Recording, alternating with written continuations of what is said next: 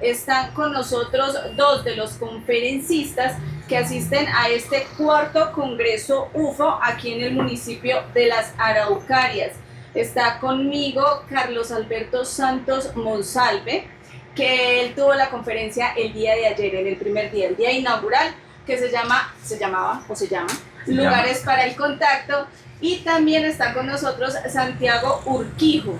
Él tiene la conferencia el día de mañana, Proyecto AIH. Santiago, bienvenido desde el corazón del café, a través de Antena Los Andes 1520 AM, y los micrófonos son tuyos. O sea, si la experiencia de Carlos es esta, yo quiero saber la de Santiago también. Bueno, muchísimas gracias.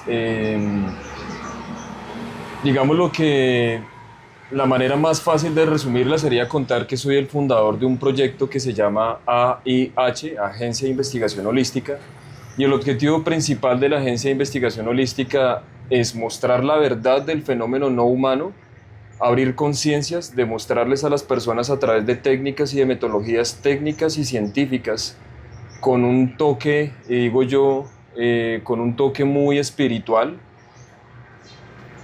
porque finalmente logramos comprender a lo largo del tiempo que si nosotros queremos demostrar la realidad del fenómeno no humano, tenemos que ver más allá de nuestros ojos físicos. Okay. Y muchas veces las personas que nunca han tenido una experiencia de primero, de segundo o de tercer tipo necesitan una comprobación, necesitan ver algo, necesitan escuchar algo. Y en la Agencia de Investigación Holística, pues lo que buscamos es eso, es cómo poder documentar los casos a través de una metodología que nos permita demostrarle a esas personas escépticas o a estas personas que nunca han tenido un contacto directo o indirecto con el fenómeno, para que de alguna manera podamos dejarle una semillita en lo más profundo de su conciencia y que en algún momento ellos puedan darse la oportunidad de abrir su mente y de abrir su conciencia. Eso es básicamente como nace la Agencia de Investigación Holística. Mi primera experiencia fue el 14 de septiembre del año 2023 a las 21:36 horas en un vuelo de Medellín a Bogotá, donde antes de subirme a este avión venía intencionando mentalmente, y esto va muy de la mano con la física cuántica, que ese día iba a haber un ovni, era lo único que yo estaba pensando, y lo pensé varias veces: hoy voy a ver un ovni, hoy voy a ver un ovni, hoy voy a ver un ovni. La ley de la atracción. Me subo al avión, 5 minutos antes de llegar al aeropuerto del Dorado, nace un ovni a través de una tormenta eléctrica, un avistamiento que dura aproximadamente 20 minutos, en realidad eran 3, no era uno, eran 3, pero llamémoslo que por la situación y por la incomodidad, que es lo difícil que es grabar a través de la ventana de una aeronave, pues me enfoqué únicamente en la que estaba haciendo, digo yo, la danza. Las otras 2 se encontraban al costado izquierdo y no fue posible grabarlas, y eso me hizo pues enfocarme únicamente en ella, y ya llegando al aeropuerto pues tuve la oportunidad de ver su forma real. A lo lejos la veía como un punto blanco, en realidad era una esfera o una esfera de múltiples colores: rojo, verde, amarillo, púrpura, azul, intercambiaba muy rápido los colores. Entonces ese fue, digámoslo de alguna manera, la prueba física que yo necesitaba, porque también creía desde el fenómeno no humano desde muy niño, pero una cosa es tú tener la creencia y otra cosa es tener la seguridad de que el fenómeno existe. Entonces ese fue, digámoslo, mi momento álgido para decir: hay que hacer algo más. Ya tuve la comprobación que estaba buscando, ahora ¿cuál es el siguiente paso? Santiago, tu conferencia es mañana a las 7:40 de la noche. Ay, Dios mío, previo al partido. Pero yo sé que cuando a uno le gusta un tema y cuando uno es apasionado, el resto es paisaje y uno se centra en el tema de la conferencia y disfruta de esta información. Santiago, propiamente vas a hablar de lo que es el proyecto AIH. Bueno, mira, yo creo que el mensaje más importante para la comunidad de Santa Rosa es contarles que, más allá de hablar de AIH, que ese es parte de uno de los objetivos, es decirles que podría ser la primera oportunidad que van a tener de ver un video real, un video genuino, donde van a tener la oportunidad de ver cómo es un avistamiento, cómo es un orbe, cómo es una nave. Okay. Mañana se va a mostrar parte de esta información. También se les va a compartir alguna serie de casos de investigación, de los casos más representativos dentro de la ufología colombiana, y también vamos a compartir un abrebocas, digo yo, un postre de lo que es la hipnosis dentro de la ufología y cómo a través de la hipnosis hemos resuelto determinados casos dentro del fenómeno no humano. Entonces, si a alguien le interesa el tema, y lo apasiona como a mí, pues mañana más que bienvenido o bienvenida. Me antojé. Lo asegurado del cuento en torno a todo este tema que estamos manejando, todas estas temáticas, es que si esto llega y te toca, te cambia automáticamente tu visión del mundo. Ya ves las cosas desde otro ángulo. Auxilio, me antojé. Porque es lo holístico, por el todo del ser del universo. No, Porque la porque- información llega de diferentes fuentes, de diferentes maneras, y hay que aprender a interpretarlas. Mira, en el tema de la agencia es porque entendí que si yo miraba esto desde un punto de vista únicamente a través de la ciencia, no podía resolver todos los casos. Entonces necesitaba una herramienta que me permitiera ver más allá y escuchar más allá de mis ojos físicos. Y la hipnosis en mi caso, pues fue la herramienta que encontré Ok. que me da de alguna manera las pruebas y las comprobaciones que yo necesitaba para resolver determinados misterios. Bueno, pues nada, finalmente la invitación queda abierta para los oyentes desde el corazón del café. Mañana a las 3 de la tarde los espero. Vamos a continuar dialogando con Carlos Alberto Santos Monsalve, ufólogo de la ciudad de Armenia, integrante del grupo Rama, investigador y participante de congresos internacionales de ufología. O sea, toda una trayectoria. Y por supuesto con Santiago Urquijo, que es el conferencista del proyecto AIH, que viene desde la ciudad de Bogotá, que es el fundador de este proyecto, que el día de mañana tiene su conferencia a las 7:40 de la noche. No alcanzamos, finaliza la conferencia y los que quieran ir a ver los que queramos ir a ver el partido, porque No, ya dijiste que ibas a ir mañana. Ella ya dijo que iba a ir mañana. Ya el compromiso está Sí, hecho. no, ya. Y por mucho que esquives a tu destino, tarde o temprano va a tocar a tu puerta. Y damos la bienvenida desde el corazón del café a través de Antena de los Andes en este fin de semana, ya viernes 3:03 de la tarde. Yo sé que mucha gente ya está con la camiseta puesta, pendiente del partido de la Selección Colombia frente a Ghana a las 8:30 de la noche. Yo sé que están dejando todo listico, pero antes de que se desplacen a ver este partido, yo les tengo en este momento dos invitados, así que la invitación para los que nos están escuchando a través del dial 1520 AM o a través de la página web es rápidamente ir a las redes sociales, porque los dos invitados que me acompañan el día de hoy están relacionados con el congreso que se está llevando a cabo en Santa Rosa, que es el cuarto congreso UFO, todo lo relacionado con ovnis, con ufología, con la posibilidad de la ufología aquí en Santa Rosa. Este cuarto congreso inició el 1 de julio, el día miércoles, se está llevando a cabo en Don Pascual Gastrobar, y el día de hoy nuevamente, porque es la segunda parte, está con nosotros Carlos Alberto Santos Monsalve, quien tuvo su conferencia el día miércoles, la denominó Lugares para el Contacto, y también está con nosotros Santiago Urquijo, que la conferencia la tiene hoy a las 7:40 de la noche, se llama Proyecto AIH. El día de ayer estuvimos tocando un poco las experiencias que ellos han tenido, cómo llegan a este mundo de la ufología, cómo uno va conociendo, cómo ese acercamiento, no sé si decir que uno es llamado a tener ese tipo de contactos, ¿cierto? Pero por eso dijimos, hay segunda parte porque es un tema muy amplio, muy extenso, y pues acá están con nosotros desde el corazón del café, así que nuevamente bienvenidos Carlos y Santiago. Buenas tardes, Isabel Cristina. Maravilloso hoy el contraste que hemos tenido también de clima con relación a ayer. Exacto, Santiago. Muy buenas tardes para toda la comunidad, para toda la gente que nos está escuchando desde Santa Rosa. Bueno, rápidamente, durante el tiempo que han estado aquí, ¿dónde han estado? ¿Qué lugares visitaron? Porque yo me imagino que eso también tiene relación con lo que ustedes desarrollan, con lo que ustedes estudian, con lo que ustedes analizan. Bueno, hemos estado, en esta ocasión yo llevo ya los 4 congresos asistiendo, Ok. pero como conferencista llevo el año pasado y ya conozco porque he recorrido el Alto El Chuzo y la Reserva Sagrada Aion. Ayer hicimos un recorrido con varios amigos que estuvimos desde el primer día, que nos acompañaron unos amigos de Ibagué, en la vereda Las Huacas, o Huacas. Sí, en Huacas. Y esta mañana estuvimos visitando el museo, en la parte de aquí de arriba. En la Apostólica. En la Apostólica, sí.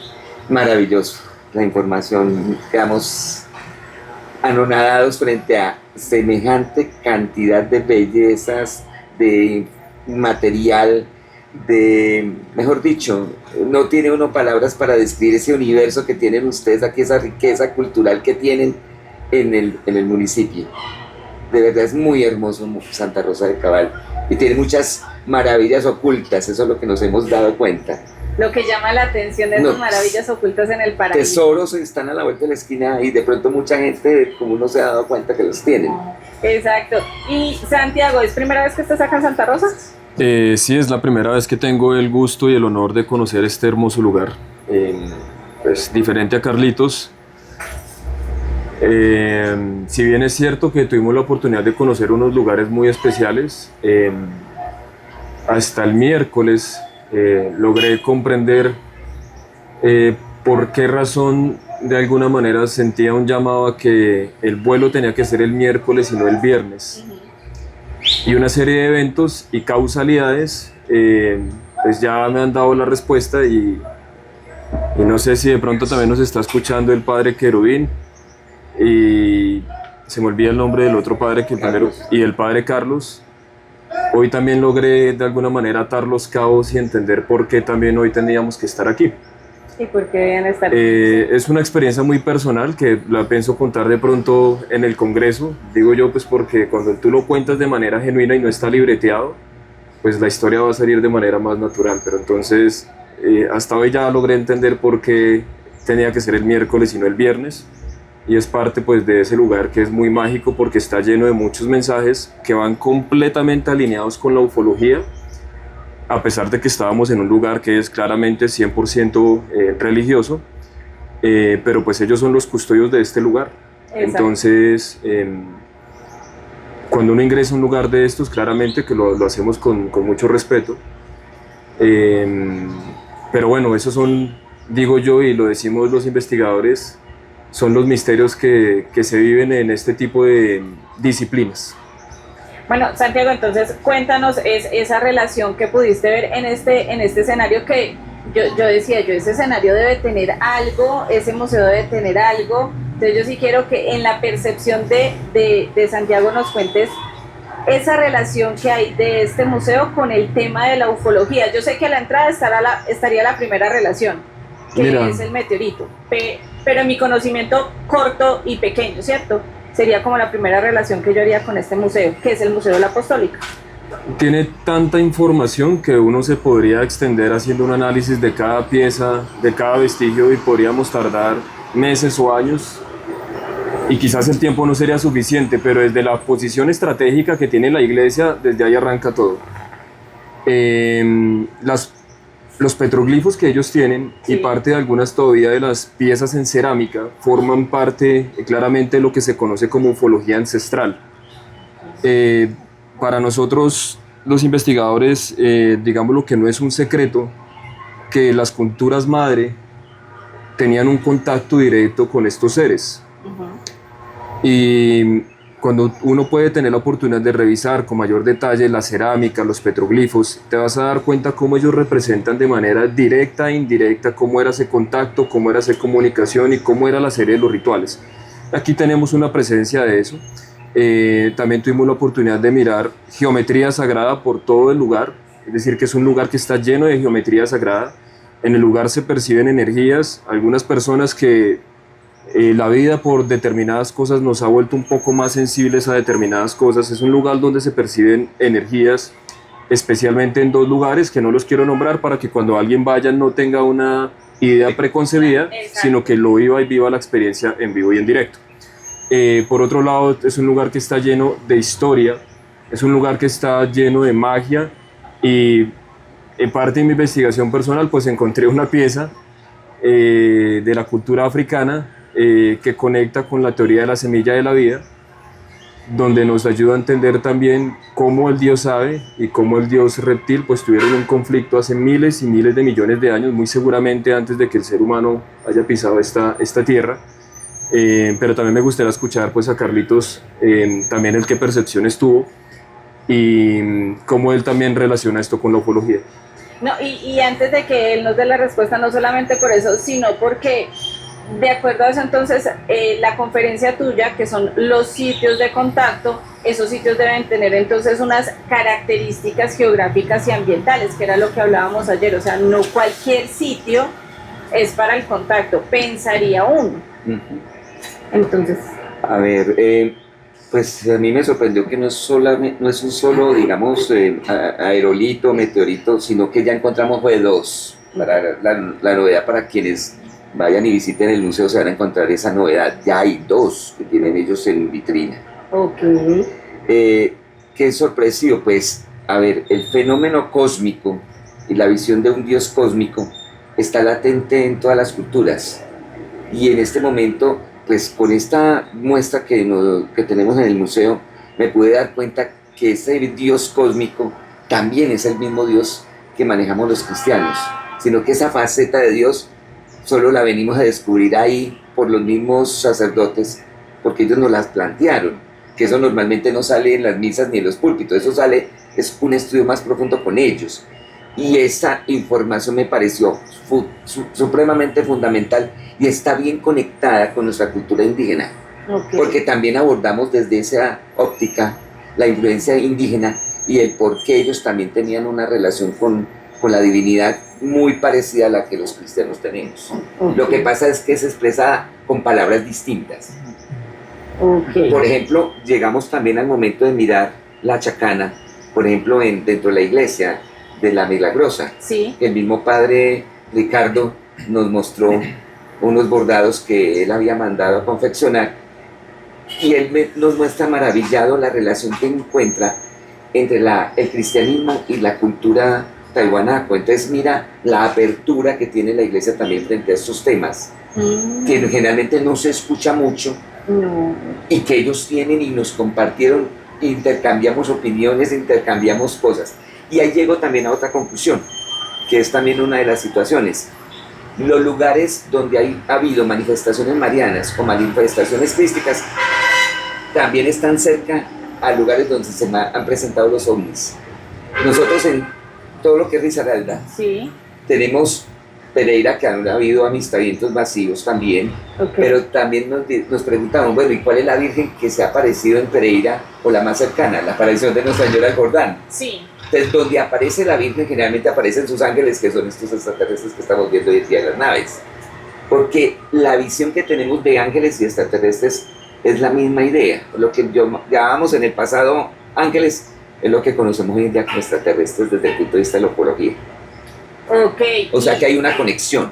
Y en ese caso el tema del santuario de la medalla de la Virgen de la Milagrosa, que está en el monte, en la parte más alta de Santa Rosa, sí pudiese llegar a ser un sitio de contacto. Yo le decía esta mañana a Jesús Antonio, que nos acompañó. Sí, por ahí nos escribió a través del Facebook. Sí. Aquí estamos pendientes de ti también. Jesús, saludos nuevamente. Y gracias de verdad por hacernos este recorrido esta mañana.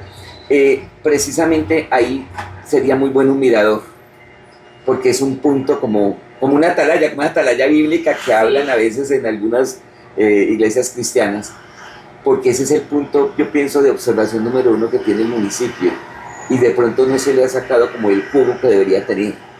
Yo me acuerdo, y lo tengo muy presente porque yo vivo en un departamento que es el Quindío, donde hay 2 municipios que tienen mirador, y la visión que adquieren las personas cuando suben al mirador es totalmente distinta, que es en el caso de Finlandia y Circasia. Sí. Tienen miradores. Y aquí también ustedes tienen uno en Huacas. El mirador del café, sí, señor. Sí, pero este, que es el punto más alto del municipio, sí adolece de tener un mirador. ¿Por qué? Porque precisamente por ser zona tan ufológica se prestaría para hacer un seguimiento más fácil de los cielos y del entorno en el que estamos involucrados, porque aquí tenemos 3 sitios de poder de los que hemos venido trabajando en estos 4 años de congreso.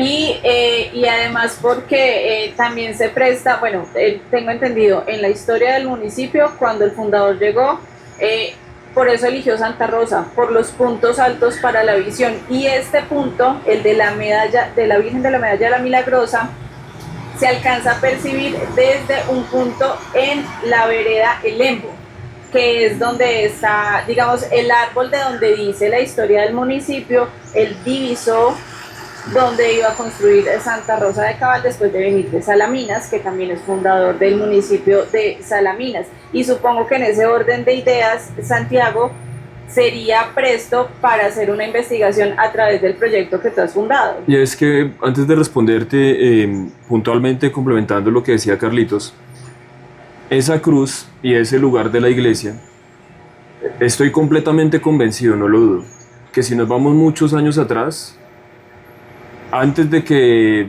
llegaran los españoles, los indígenas en esos lugares tenían deidades apuntando seguramente hacia las estrellas, seguramente hacia el cerro, seguramente hacia un punto, digamos, lo que tiene alguna alineación con el cosmos, porque ellos eran los primeros que habían puesto estos lugares antes de las iglesias.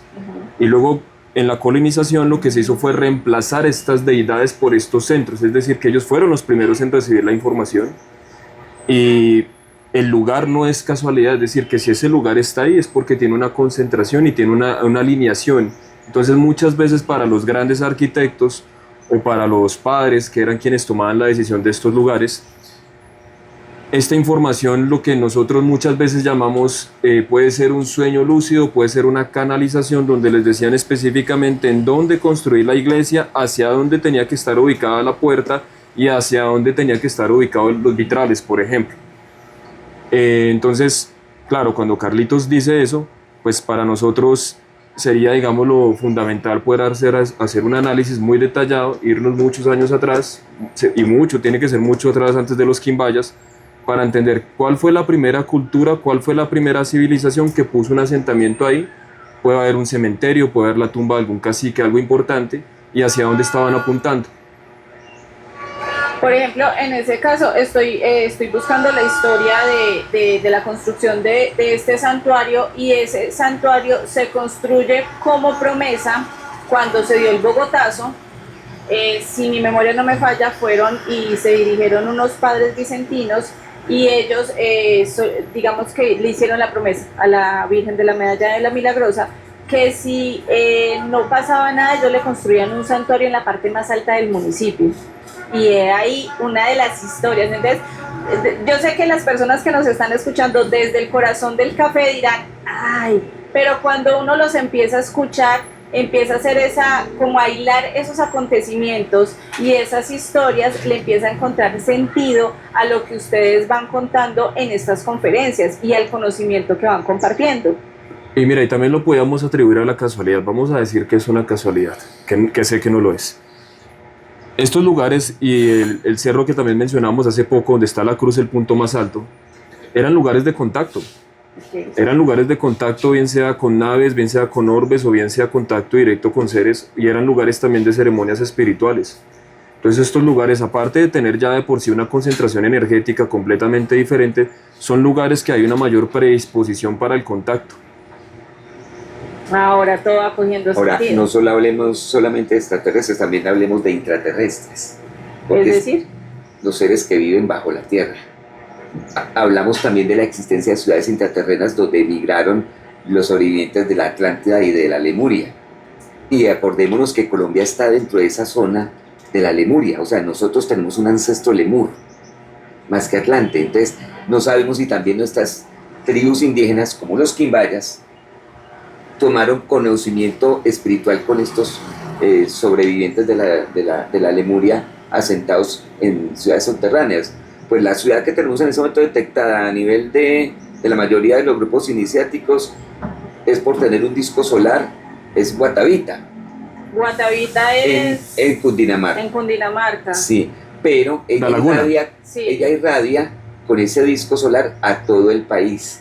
Entonces, por eso alrededor de ella, de pronto no en ella se ven los ovnis, pero sí en sitios cercanos como la Peña Huayca se vienen a manifestar porque son reductos de la irradiación de la laguna.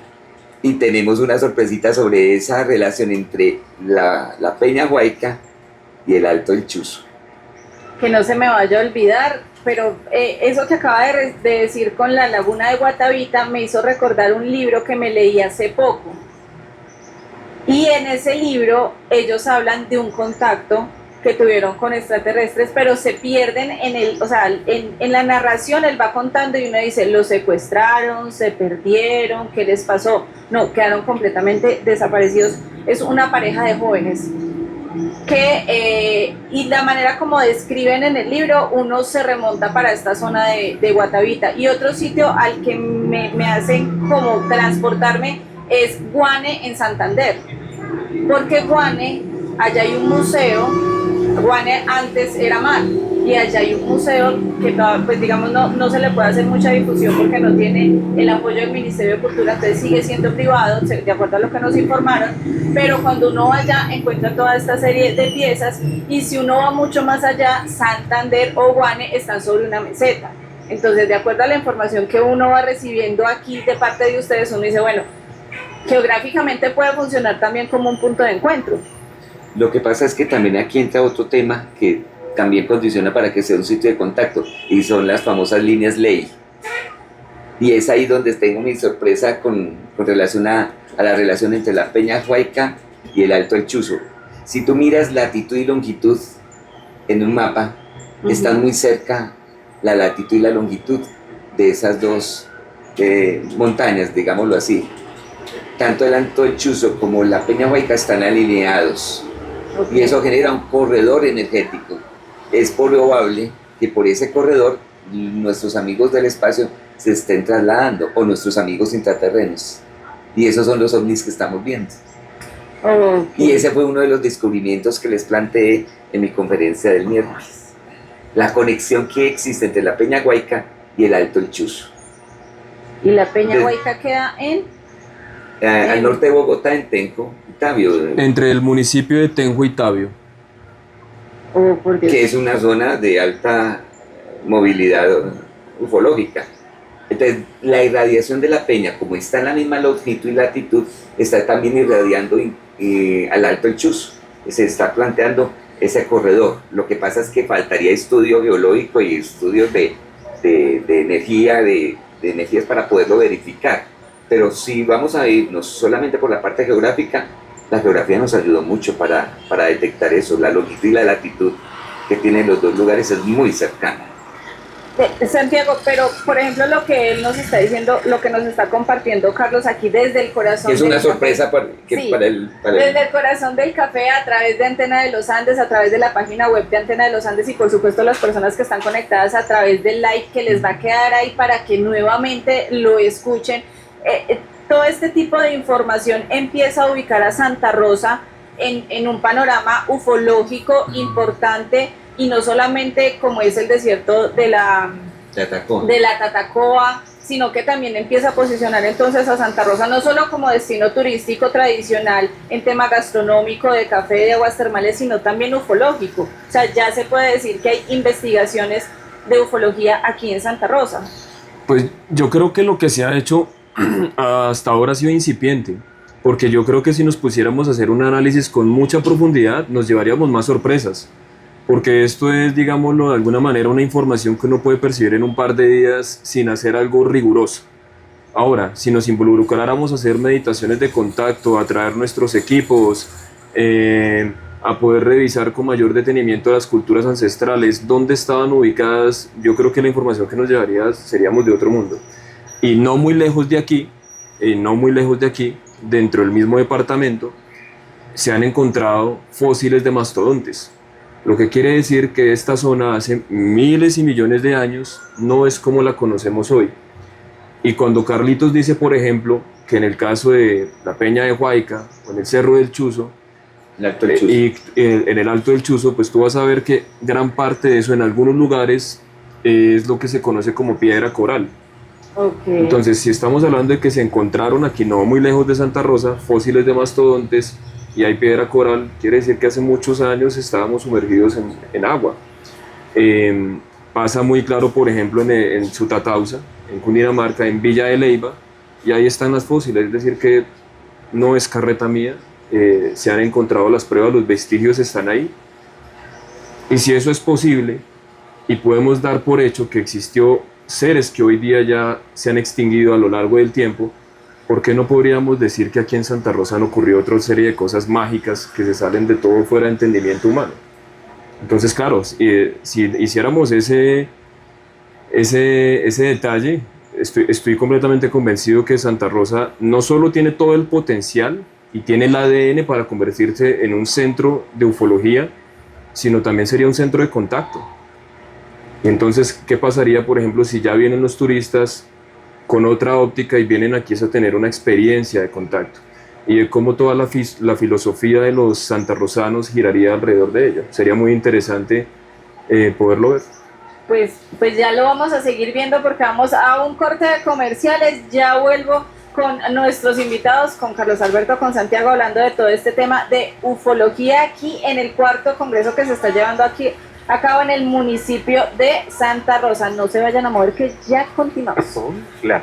Continuamos desde el corazón del café a través de Antena de los Andes 1520 AM, a través de la página web www.antenadelosandes.com y por supuesto a través de nuestro Facebook Live, donde nos han encontrado como Antena de los Andes. El día de hoy nos acompañan o me acompaña Carlos Alberto Santos Monsalve y Santiago Urquijo. Ellos hacen parte del grupo de conferencistas del cuarto Congreso UFO que se está llevando a cabo acá en Santa Rosa de Cabal.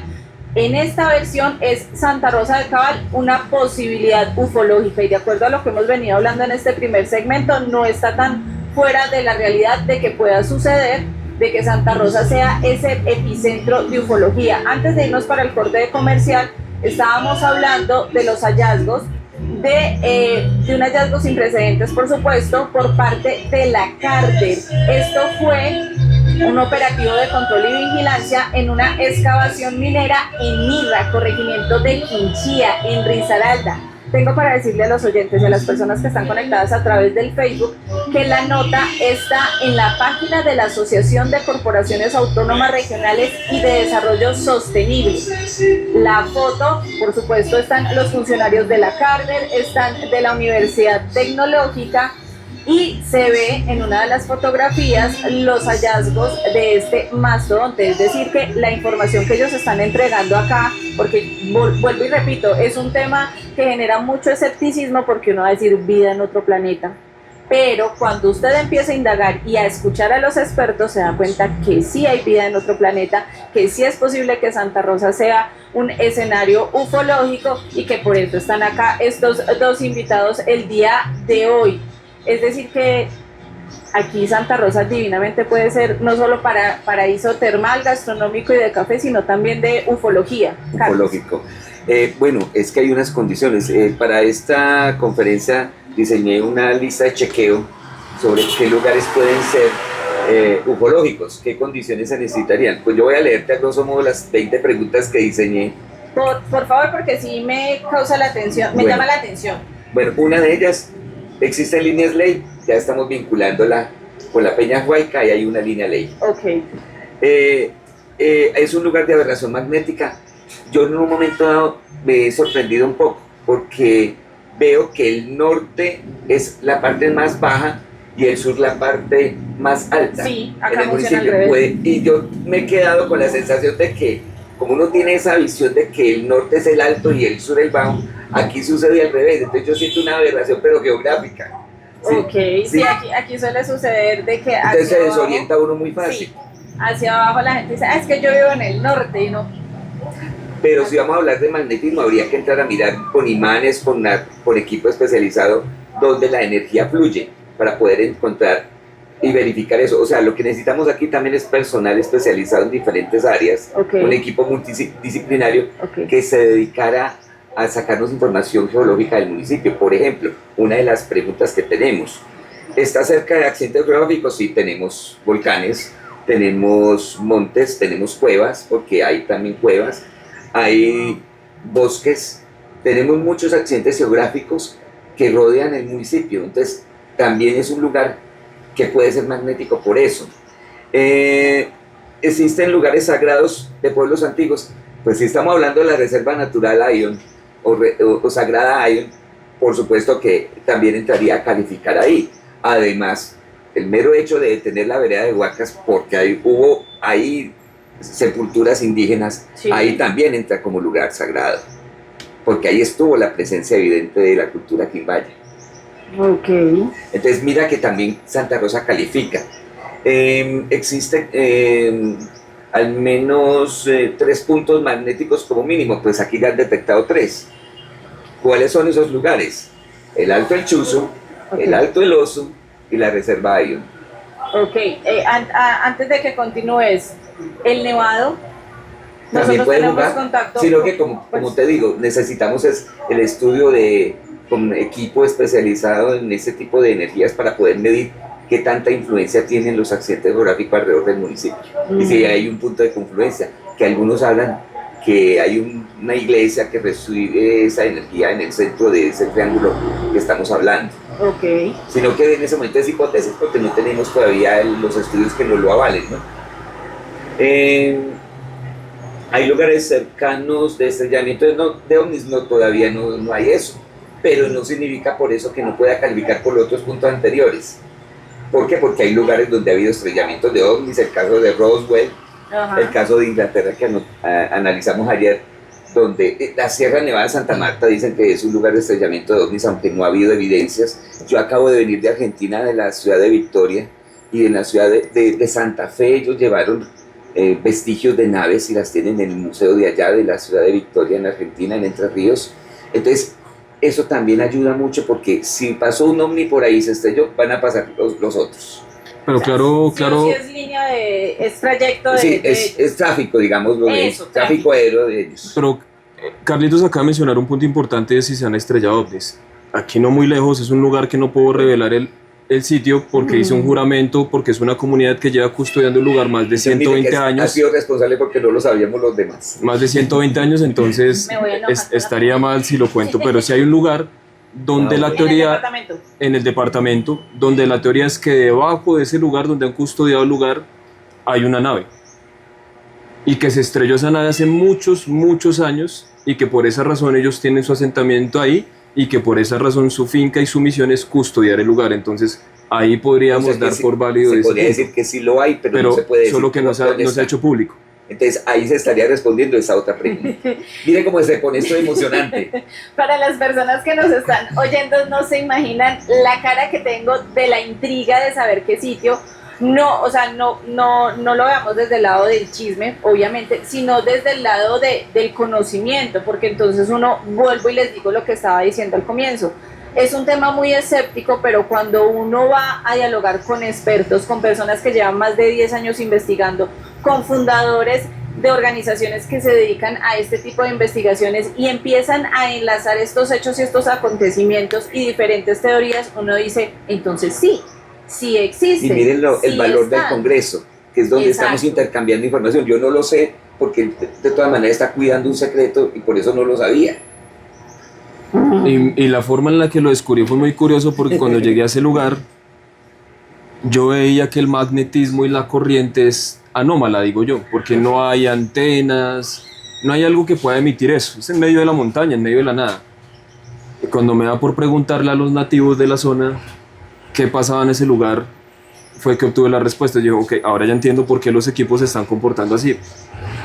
Puede ser una hipótesis que tiene, digámoslo, una probabilidad alta,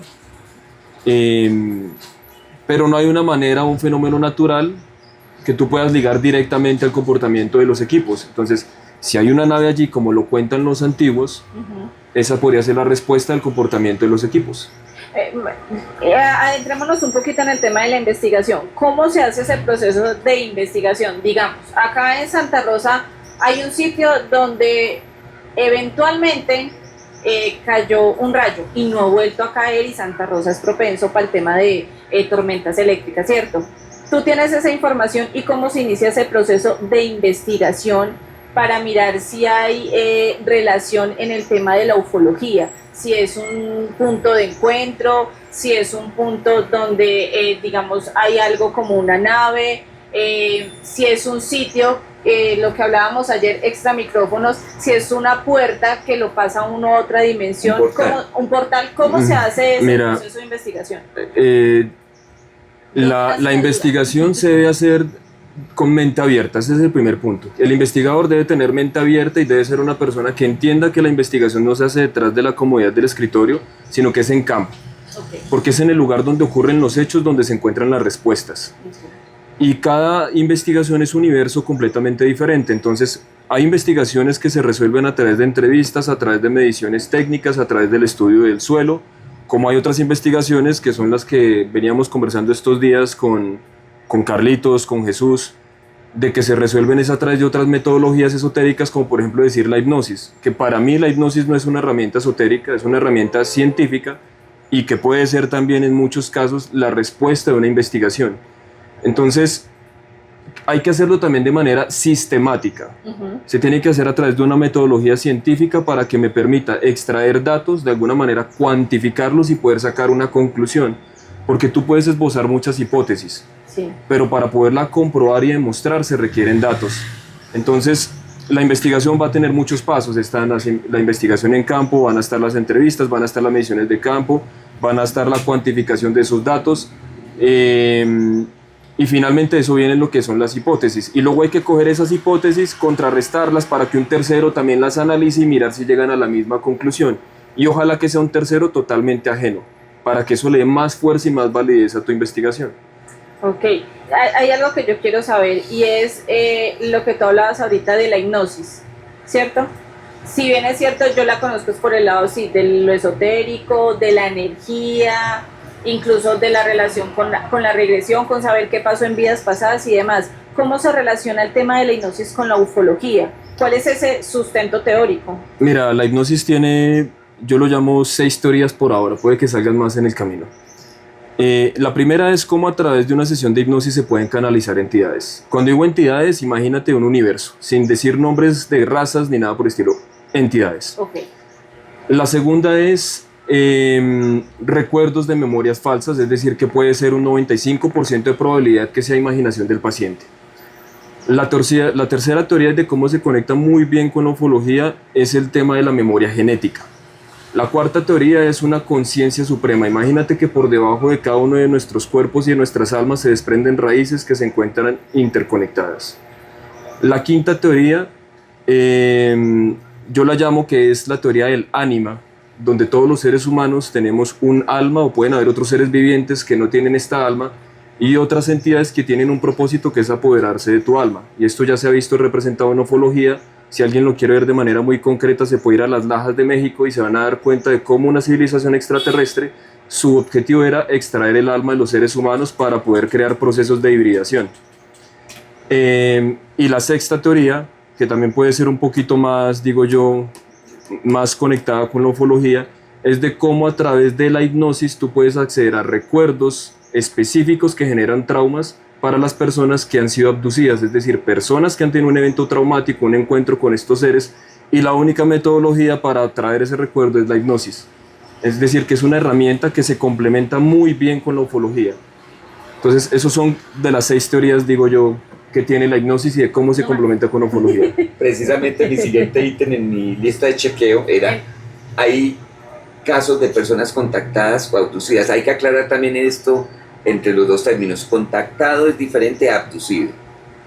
Contactado es cuando ellos voluntariamente quieren tu amistad y te dan la oportunidad de ascender o no a la nave.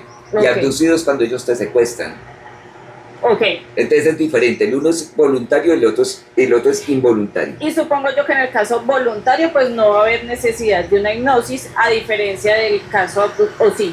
Hay eventos donde los encuentros han sido voluntarios, pero entonces no recuerdan todo el encuentro. Un ejemplo, Carlitos, vamos a decir que Carlitos tuvo un encuentro con unos extraterrestres voluntario, o sea, no fue abducido. Pero Carlitos solo recuerda cuando llegaron los seres, no recuerda absolutamente nada más. Él puede tener una serie de lagunas mentales. A través de un sueño hipnótico él podría recordar toda la experiencia completa, porque nuestro cuerpo físico no en todos los casos está listo para soportar diferentes niveles de vibración, y eso hace que nuestra conciencia se vea alterada y uno no tenga acceso a todos los recuerdos. Nuestro cerebro tiene mecanismos de autodefensa y se disparan de una manera accidental, como cuando tú tienes en tu casa, por ejemplo, un regulador de energía que se dispara cuando la energía sube accidentalmente, entonces se apaga. Exacto. Así sucede con nuestro cerebro igualmente. El nivel racional puede ser tan agudo, tan intenso, que tú te apagas y se te borró la mente. Hago de cuenta como cuando te dan escopolamina y se te olvida lo que pasó de ahí. en adelante. Sí, sí, sí. Entonces es algo similar, o sea, lo planteo de esa manera para que me entiendan a qué me refiero. Y casos de esos sí hemos encontrado. El año pasado en el Congreso tuvimos una visita también en la reserva y hay personas aquí que han visto ovnis, pero también han visto seres. Es más, hace 2 años cuando estuvimos también tuvimos una presencia yendo a la reserva y se nos manifestó después de todo el proceso de ascenso y todo. Entonces estuvimos acompañados de seres y salieron algunos en fotografía. No tengo las fotografías en mi poder, pero sí salieron y sentimos la presencia. O sea, volteamos a mirar y no había nadie físicamente, pero sentíamos esa persona o ese ser detrás de nosotros. Ahorita, por ejemplo, en el museo también lo sentimos. Sí, claro, sí, se percibieron cosas que estaban ahí y para cerrar el tema de la hipnosis, porque uno dice que es una pseudociencia, Ajá. España ha hecho un estudio muy juicioso, Sí. muy juicioso, Chile también, donde se ha demostrado que incluso la hipnosis es terapia complementaria, y hago énfasis con esta palabra y la pongo en negrilla y subrayada, complementaria del cáncer. Quiere decir que ya hay estudios en España donde se ha demostrado que a través de la hipnosis, en un proceso complementario, ayuda a superar de manera más rápida y de mejor manera un proceso de esos. Entonces quiere decir que sí hay ciencia también detrás de la hipnosis y no es solo una pseudociencia como se considera. Y también por eso en muchas universidades del mundo también la hipnosis se autoriza dentro de los ministerios de educación, dentro de la rama de psiquiatría. Ah, sí, señor. Tiene Como una terapia. toda la Entonces, razón, sí, como una Es terapia. algo más allá de una pseudociencia. Y la hipnosis no es cuando usted se acuesta en una camilla y le colocan música y le van guiando, no, es muy Yo digo diferente. que desafortunadamente la imagen que se ha creado a través de los medios de la hipnosis es triste porque la han dañado. Se ha convertido como en una obra de teatro, se ha convertido como en un show y eso hace que la gente tenga una idea preconcebida de lo que es la hipnosis. Incluso miedo. Ahora, si tú me preguntas a mí cuál es la definición de la hipnosis, digo que después de 8 años de tener esta disciplina aún no tengo la definición clara porque cada sesión es un aprendizaje nuevo y cada vez voy amplificando más y más el concepto. Para mí la hipnosis es una danza entre dos seres que se unen con un mismo propósito y con la misma voluntad. Ok. Sigamos con la lista de chequeo. Con la hay lista de mucha chequeo, información. porque la lista de chequeo se ha ido cumpliendo conforme hemos ido Sí. respondiendo. Entonces eso me parece maravilloso, porque esos conocimientos están todos encadenados, o sea, Ok. hay una conexión. Hay confluencia de psíquicos de diferentes escuelas iniciáticas que sienten el lugar como energético, etéricamente. Han venido personas, y es muy probable que en el municipio hayan personas con ese psiquismo desarrollado, sino que por el temor al rechazo no lo hayan manifestado. Y el lugar los va a seguir atrayendo. Y el lugar va, eso es como un imancito, como cuando tú prendes la luz y llegan todas las chapolas de noche a Ajá. pegarse, las maripositas, los karatés, a pegarse de la luz. Así sucede con los sitios de poder. Empieza la gente a sentir la necesidad y a tener manifestaciones y a decir, usted tiene que asistir a ese lugar porque a usted le encomendamos ir a abrir un portal o ir a abrir una conexión. Entonces, hay personas ya en el municipio, hoy conocimos a alguien que ya le van a decir, está pendiente de una conexión, de un mensaje, espere la autorización. Entonces estamos maravillosos porque hemos dado hoy con personas que ya tienen esa habilidad, sino que no han hecho público todavía su participación. Oh, por Dios. Y me imagino que por el tema del rechazo, pues no lo van a hacer público y es De entendible. pronto en parte también porque los mismos seres cuando les dan a estas personas la información les ponen unas condiciones antes de que la hagan pública. Fechas, Ok. fechas les ponen. Ellos también. les ponen límites, les ponen fechas y Claro. para uno ser respetuoso de una jerarquía de alto nivel evolutivo, pues uno sigue paso a paso las indicaciones que ellos le den para que no sea traumático para la comunidad y para que sea recibido de mejor manera en el momento propicio.